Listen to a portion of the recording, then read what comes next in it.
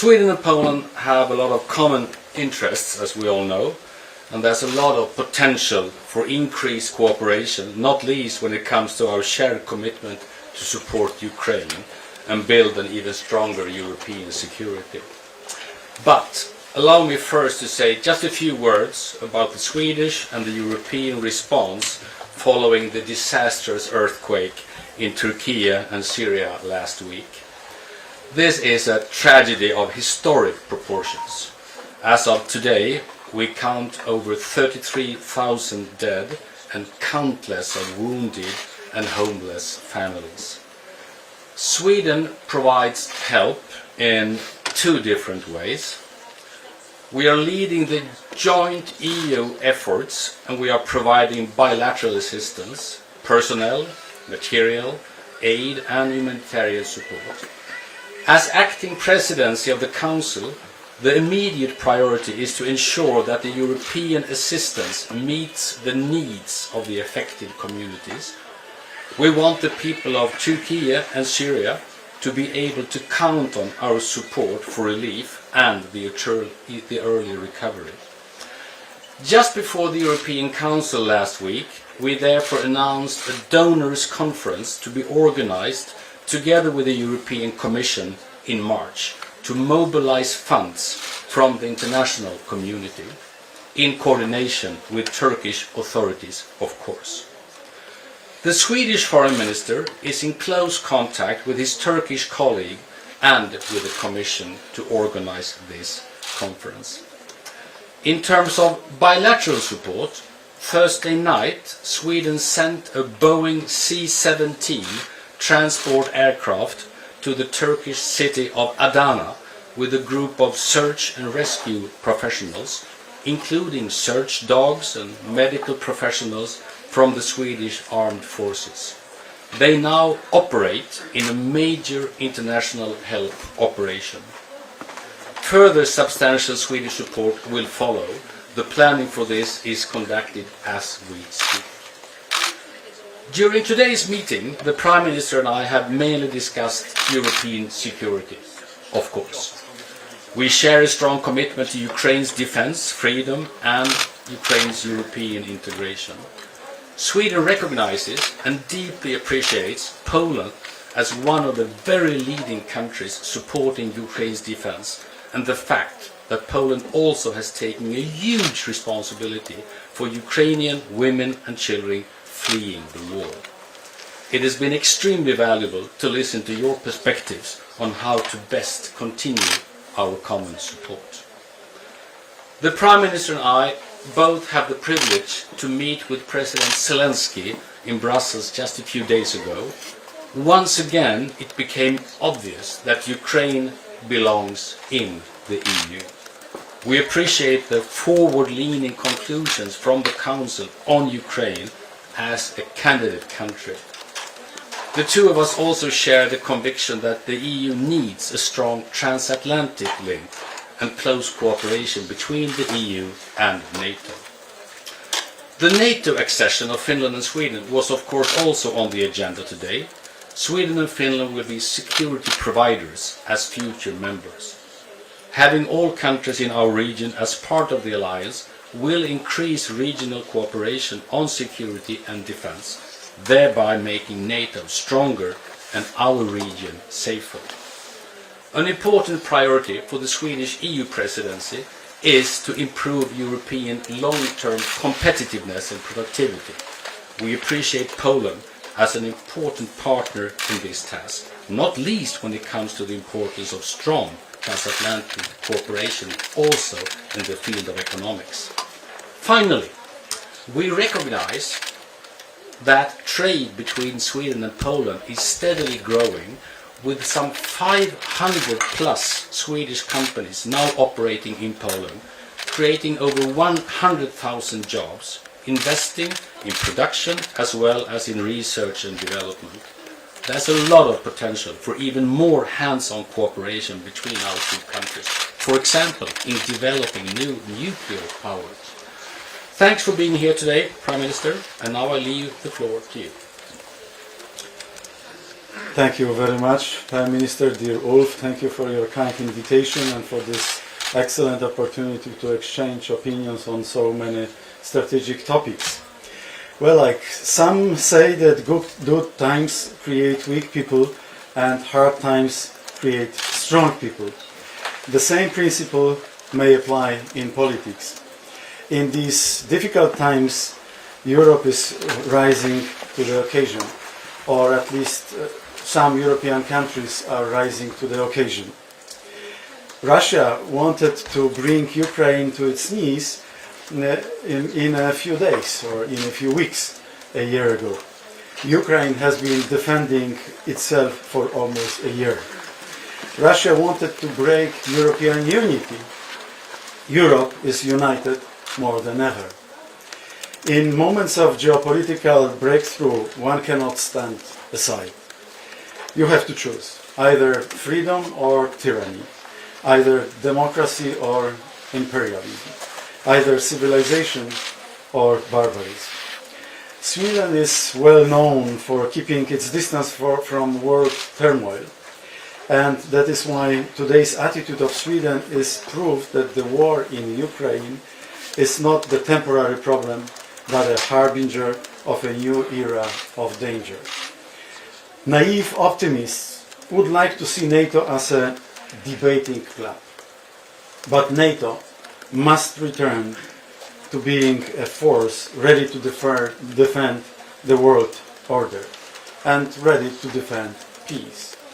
And I'm also certain that together with Sweden and Finland in NATO, NATO is going to be stronger, and NATO is going to be, as Ulf just said, a security provider for the entire eastern flank. There is no better way to strengthen them to acquire new, strong allies. And we spoke about this at length today. Sweden is a country without which the new security architecture will quickly encounter new problems. Poland is ready to take joint responsibility defending NATO's eastern flank, but we need allies in the north and in the south. The admission of Sweden to NATO not only strengthens our military potential, but also sends a clear message to Russia: you will not break Europe to pieces. And let me emphasize this very clearly: Poland is in favor of Sweden and Finland joining NATO at best simultaneously. Russia has chosen to return to the past. Europe must choose the future. Russia evoked worst demons of the 20th century. Many people would not have realized, but actually colonialism, imperialism, or nationalism, they have been evoked in Russia, and this is now the foundation of ideology of Ruski Mir in Russia. We don't want a new Cold War or a new arms race, but the decision to avoid this scenario rests with Russia. For 30 years, some countries believed that prosperity could be built thanks to good contracts with Russia. We believe in European independence of Russian fossil fuels and to other natural resources. In a way, we support strategic autonomy and all the projects which are going to strengthen independence of the entire European Union and of our economy. The pandemic and the war have shaken Europe greatly, but they are an opportunity to find a new center of gravity and a geopolitical axis on which we can base the future. And together with Ulf, we spoke about this new geopolitical axis a bit during our bilateral this morning. North-south interconnectivity, infrastructure, road infrastructure, telecom infrastructure, railways, energy infrastructure, they are all the future dimension of economic growth and prosperity in Europe. Today, Sweden and Poland belong to the zone of clash between civilization. But sooner or later we may become a bridge between old and new Europe, between the United Europe, European Union, and Ukraine, Moldova, and the other countries.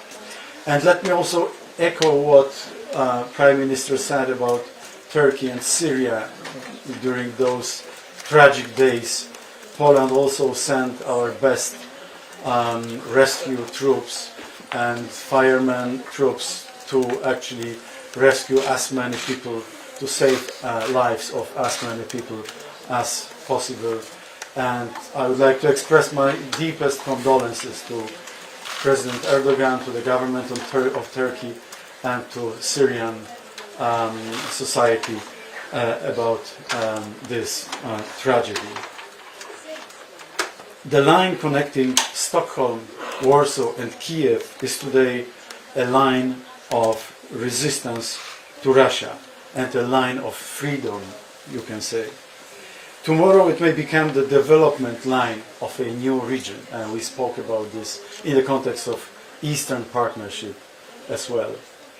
After 1989, the world had one rule. There is no development without globalization. This rule needs to change. There is no development without security. And together with the United States and Sweden and Finland, Poland is building a new and robust and long-lasting security architecture. And thank you, Ulf, thank you, the Swedish government, for being on the same page with so many, if not all, strategic considerations of nowadays. Thank you. Thank you so much. And from this on to questions. Yes, thank you. We can start with our guests from Polsat. Piotr Dziskowski, Polsat News. A question for both Prime Ministers. 5 oil giant companies have reported last year profit exceeding $200 billion. Are there any plans to implement in the European Union windfall tax for that? Are you planning to discuss it during European Council next month? We have already implemented some mechanisms of a windfall tax type. We have implemented rules, we call it revenue cap, through which we were able to take some extraordinary profits of those in particular energy related companies, and we have actually transferred those to the entire population and for companies to lower the bills of energy and bills of gas in Poland. As far as the taxation of multinationals, global corporations is concerned, we are very much in favor of this, and this is why we were supportive in the context of the discussion of OECD about the base erosion and profit shifting, and about the Pillar 1 and Pillar 2, and we still hope that those two solutions will be implemented in tandem, because this would mean a fair and just taxation across the globe. Well, as you know, there is already a framework in place providing the possibilities for countries to do that, and we are actually applying to that. And besides from that, in Sweden, we lower the bills basically by refunding quite substantial money from last year's extremely high bills as well. So we do that in a more national way in terms of fees that have been gathered through the Swedish consumers. Thank you. We have a question from Polska Agencja Prasowa. Polska Agencja Prasowa. What's your expectation of the 10th sanction packages against Russia? As reported by the media, there's no proposals like sanction on Rosatom, sanction for the kidnapping Ukrainian children, exclusion of Gazprom from the carbon dioxide emission, or diamonds. Well, basically, we're very much in favor, of course, of this 10th package. Absolutely necessary. There's a very united view on that. And you can always discuss exactly what to include in it. The Rosatom topic is one of those, where I know that several countries are arguing very firmly to include them as well. And of course, there are obstacles to that. There are always obstacles.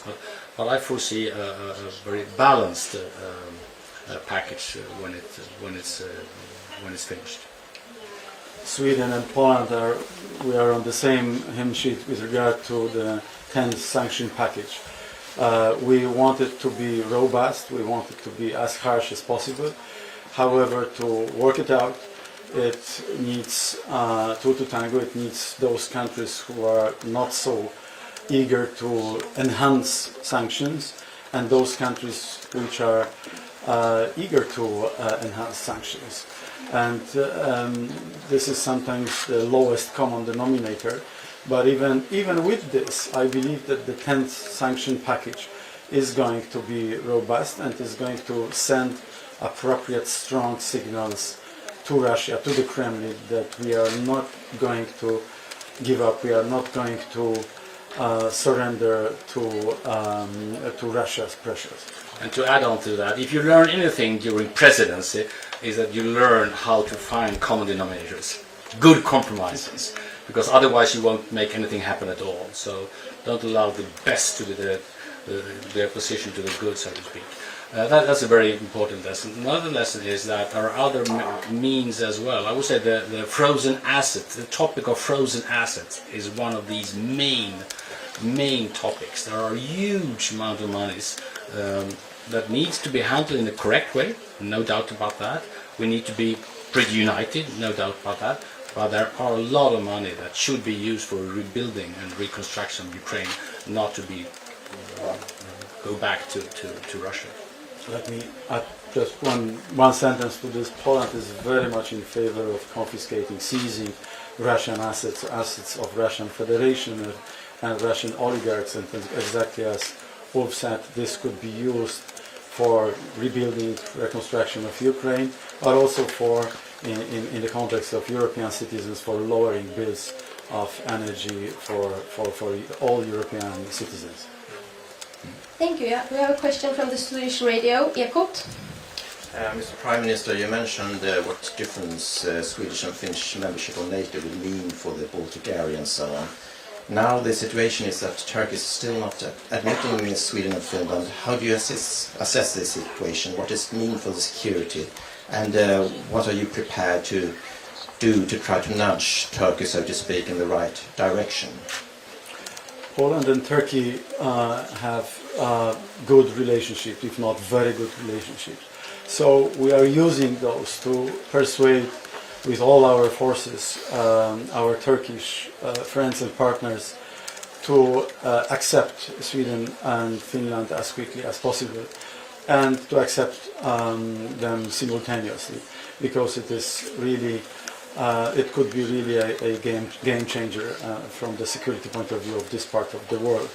So that's one aspect in the role of our role, but also in every talk, in every conversation with our American friends, we do highlight this very topic as well, because the role of the United States here could be pivotal. We know that the Turkish government is applying for some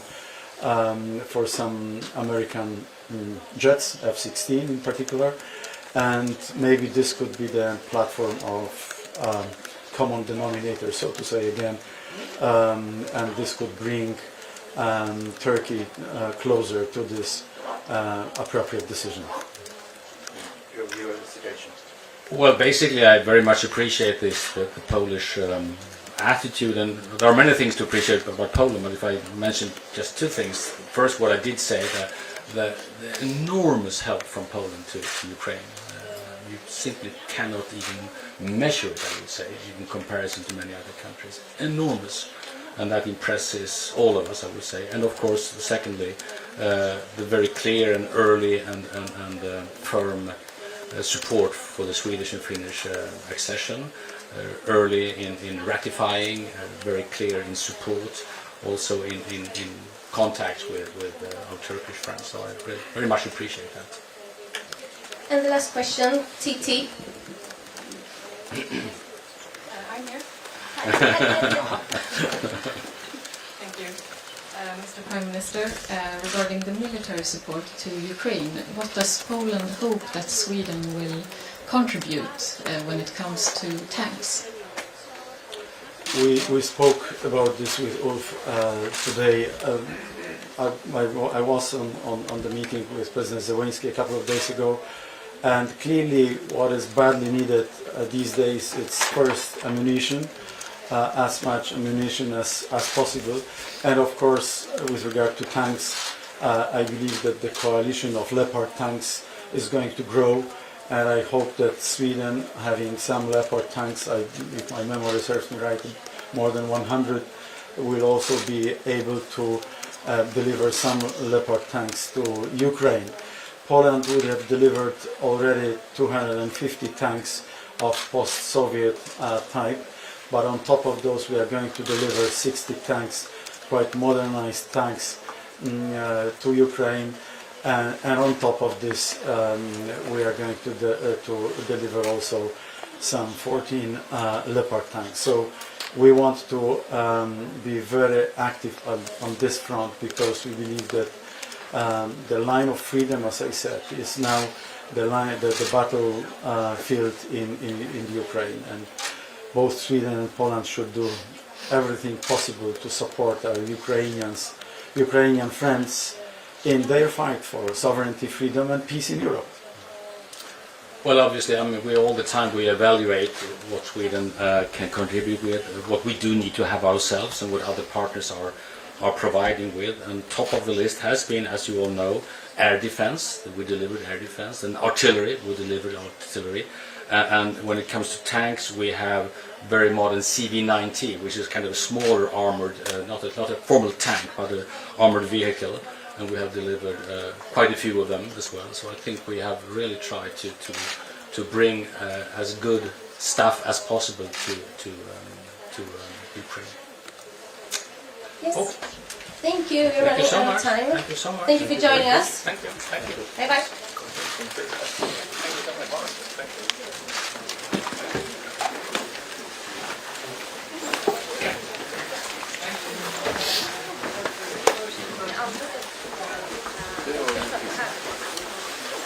Jag tror du ska ställa en del.